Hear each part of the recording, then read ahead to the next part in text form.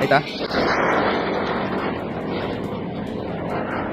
See siin on varasem massiivne raketirünnak Hezbollah poolt. Kaadrid Kiryat Shmonast ning Iisraeli kaitsejõud püüdsid viimase tunni jooksul Lõuna-Liibanoni kohal kinni veel Hezbollah rakette. Hezbollah astus taas Iisraelile vastu kõige halvemal hetkel Donald Trumpi diplomaatilise maine jaoks.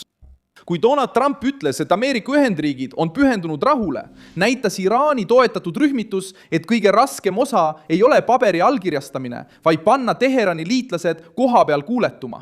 Rünnak ei olnud mitte ainult provokatsioon Iisraeli vastu, vaid ka otsene väljakutse Donald Trumpi poliitilisele mõjule, Teherani võetud kohustusele ja lubadusele, et Lähis-Ida Hezbollah siseneb leevenduse faasi. Mida Hezbollah üritas sellel hetkel rünnates tõestada? Miks sai Iisraelist sihtmärk 11 tundi enne viimast päeva? Kuidas Trump kavatseb selle relvarahu kehtestada, kui tuli jätkub Liibanonist? Ma räägin sulle sellest kohe kõigest. Kui sulle meeldib selline otsekohene ja aus sisu, siis kaalu tellimist, sest siin on iga päev selliseid videoid. Rünnak tuli Lõuna-Liibanonist Iisraeli põhjaosa vastu, on teateid alla lastud rakettidest ning pingelisi kaadreid Kiryat Shmonast. Iisraeli kaitsejõud teatasid, et raketid ületasid piiri ning Iisraeli suurtükivägi vastas tulistamise lähtekohtade pihta. Samuti tegutsesid Iisraeli hävitajad Hezbollah sihtmärkide vastu Lõuna-Liibanonis. Uus asjaolu on see, et see juhtus ajal, mil piirkond oleks pidanud minema vaoshoituse, mitte eskaleerumise režiimi. Trump oli just rõhutanud, et ootab täielikku relvarahu kõigil rinnetel. Ja just selle akna valis Hezbollah, et testida, kas Washingtoni sõnal on lahinguväljal mingit kaalu. See provokatsioon tabab Iisraeli otseselt, sest Kiryat Shmona sümboliseerib survet Iisraeli põhjaalade kogukondadele. Linn ja selle ümbrus olid juba kannatanud sireenide, evakuatsioonide ja Liibanonist tulnud rünnakute all. See ei kõla nagu toimiv kokkulepe. See kõlab nagu oht. Jätkame. Trumpi jaoks muutub see koheseks probleemiks, sest Ameerika president kuulutas välja rahu, turg reageeris ja nafta hind langes. Aga Hezbollah annab vastupidise pildi, raketid taevas ja Iisrael taas häireseisundis. Trump astus sellesse episoodi püüdes olla lahenduse keskmes. Ta kinnitas, et Ameerika Ühendriigid on pühendunud rahule ja palus kriigil Lähis-Idas pidada kinni kohustusest võimaldada läbirääkimiste edenemist.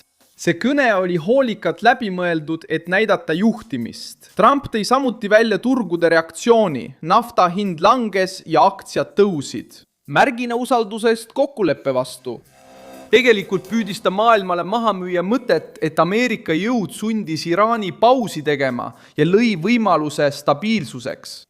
Kuid Hezbollah vastus kohapeal näitab, et kokkulepet ei hinnata ainult allkirja, tseremoonia või avalduse järgi.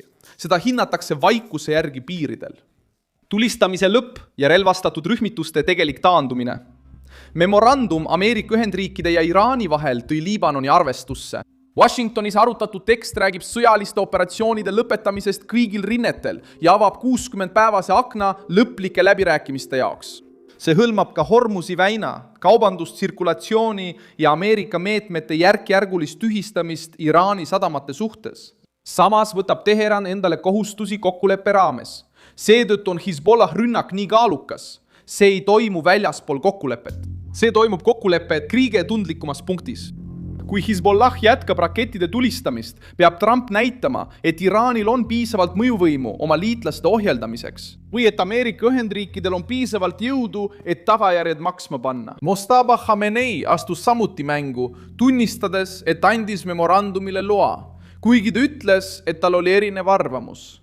Iraanlastele saadetud kiri püüdis režiimi kaitsta. Sisemiselt väitis ta, et andis loa, kuna sai president Massoud Pezeshkianilt ja teistelt kõrgema riikliku julgeoleku nõukogu liikmetelt garantiid, et Iraani õigused ja niinimetatud vastupanurinde õigused säilitatakse. See lause on võtmetähtsusega. Kui ta räägib vastupanurindest, peab ta silmas just Teheraniga seotud rühmituste võrgustikku, kus Hezbollahil on keskne roll. Seega, kui Hezbollah tegutseb Liibanonis, tekib lihtne küsimus. Kas oli rühmituse distsipliini puudumine või kalkuleeritud surve, et näidata, et vastupanurinne tahab endiselt laua taga kohta? Khamenei kiri oli ka hoiatus Iraani sisemisele publikule. Ta ütles, et tulevased silmast silma läbirääkimised Ameerika Ühendriikidega ei tähenda vaenlase seisukoha aktsepteerimist. See näitab režiimi ebamugavust. Teheran püüab esitleda kokkulepet kui omaenda võitu.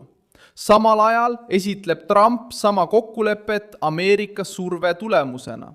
See versioonide kokkupõrge oli juba ootuspärane. Probleem on selles, et kui Hezbollah tulistab rakette, muutub Iraani propaganda keerulisemaks. Kui Teheran ütleb, et on säilitanud vastupanurinde, peab ta selgitama, miks see rinne ähvardab relvarahu just sel hetkel, kui režiimil on vaja aega võita ja majanduslikku survet leevendada. Kui Teheran ütleb, et kontrollib olukorda, peab ta seda kontrolli ka näitama.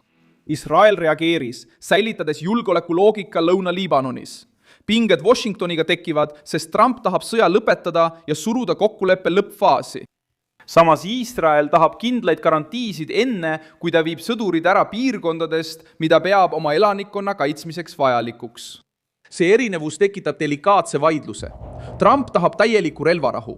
Iisrael tahab takistada, et Hezbollah kasutaks relvarahu ümberrühmitumiseks. Hezbollah tahab muuta Iisraeli taganemise poliitiliseks võiduks. Ja Liibanon jääb selle jõukatsumise keskele lõksu. J.T. Vance rõhutas kokkuleppe majanduslikku mõõdet, tuues esile naftavoo taastamise Hormuzi väina kaudu. Ameerika sõnum on selge. Kui nafta liigub, hind langeb, turud rahunevad ja Trump müüb stabiilsust kui jõutulemust. Ameerika president kinnitas samuti, et Iraan ei tohi kunagi omada tuumarelva ning rõõmustas aktsiaturu tõusu, tugeva tööhõive ja langevate hindade üle.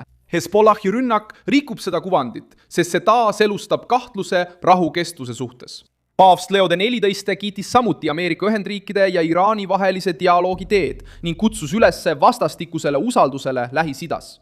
Vatikani reaktsioon andis lepingule sümboolse kaalu ja aitas Trumpil näidata, et surve rahu saavutamiseks ületas Ameerika poliitika piirid. Sellegipoolest näitab Liibanonist tulnud rünnak, et religioosne kiitus, elav turg ja diplomaatiline allkiri ei ole piisavad, kui relvastatud rühmitused tegutsevad endiselt piiril. Välja kuulutatud rahu peab läbima rakettide testi. Hezbollah otsustas rünnata just siis, kui maailm jälgis läbirääkimisi ja seetõttu muutus see samm kokkuleppe ja isegi Trumpi enda suhtes solvanguks. Väljakutse on nüüd muuta relvarahu tegelikuks korraks. Hezbollah ei taha näida kaotajana.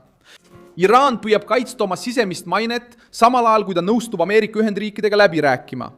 Rünnak Iisraeli vastu 11 tundi enne viimast päeva jätab õhku küsimuse, mis Washingtonile kõige rohkem muret teeb. Kes tegelikult juhib seda vaherahu? Kas presidentide allkirjad või Hezbollah raketid?